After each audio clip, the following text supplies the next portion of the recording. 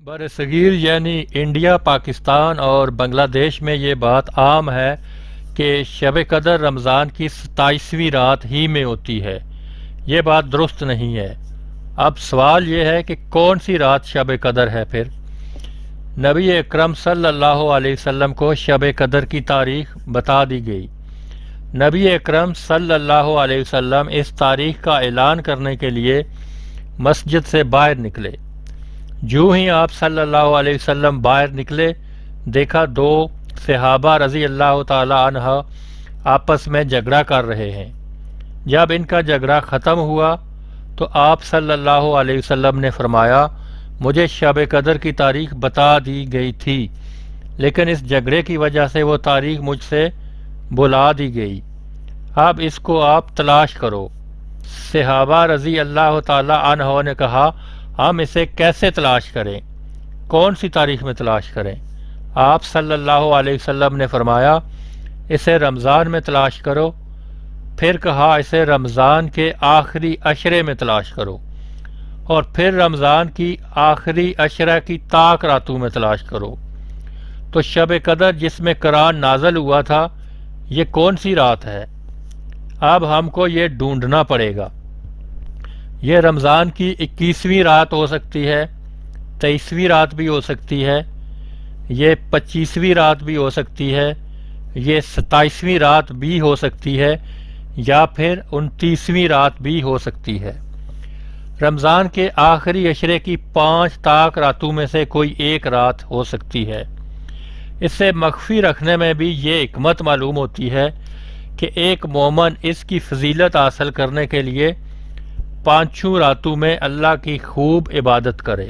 ہمارے ہاں عام طور پر یہ خیال کیا جاتا ہے کہ شب قدر 27ویں ہی میں ہوتی ہے، حالانکہ ایسا بالکل نہیں۔ نبی اکرم صلی اللہ علیہ وسلم نے جب یہ کہا کہ شب قدر کو رمضان کے آخری عشرے کی طاق راتوں میں تلاش کرو، تو ہم کون ہوتے ہیں 27 کا اعلان کرنے والے؟ 27 کی رات بھی ہو سکتی ہے، لیکن صرف 27 ہی نہیں ہے، اس بات کو ہمیں سمجھنا ہے۔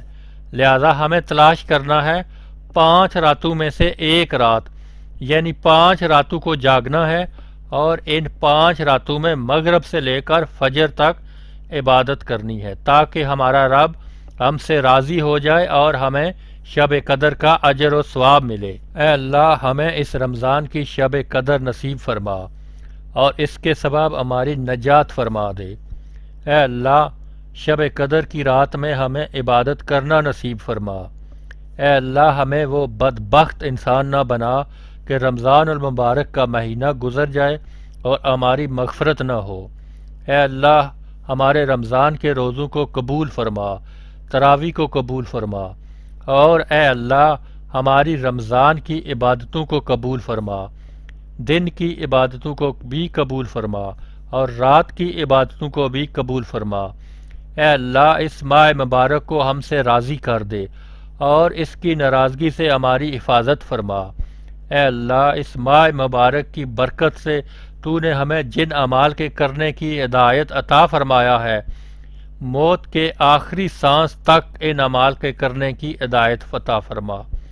اور اے اللہ، اس ماہ مبارک کی برکت سے تو نے ہمیں جن گناہوں سے بچایا، موت کی آخری سانس تک ان گناہوں سے بچانا۔ اے اللہ، ہمیں رمضان کے لیے سلامت رکھ اور رمضان کو ہمارے لیے سلامت رکھ، اور اسے ہمارے لیے سلامتی کے ساتھ قبولیت کا ذریعہ بنا دے۔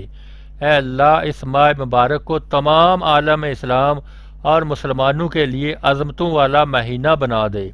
اے اللہ، اس ماہ مبارک کو ہر جگہ اسلام اور مسلمانوں کی فتح اور خود مختاری کا ذریعہ بنا دے۔ آمین یا رب العالمین۔